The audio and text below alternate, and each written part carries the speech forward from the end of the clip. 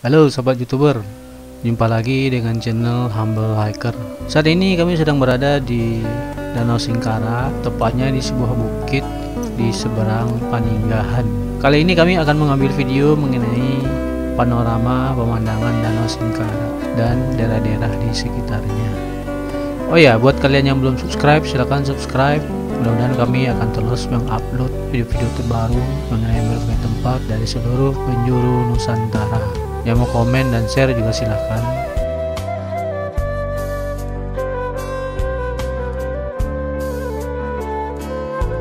Kalau bicara Danau Singkara, tentu tak lepas dari yang satu ini, yaitu ikan bilih atau lauk bilih. Ikan bilih adalah sejenis ikan air tawar yang hanya hidup di Danau Singkara.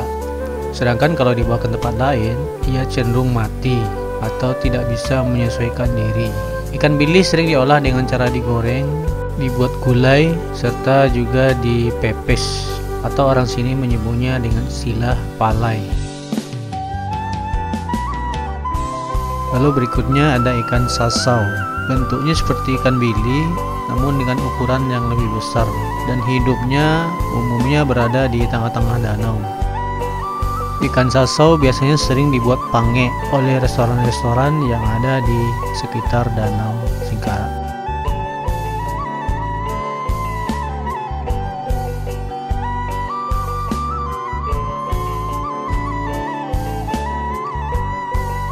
Lalu berikutnya ada kerang, atau orang sini menyebutnya dengan pensi.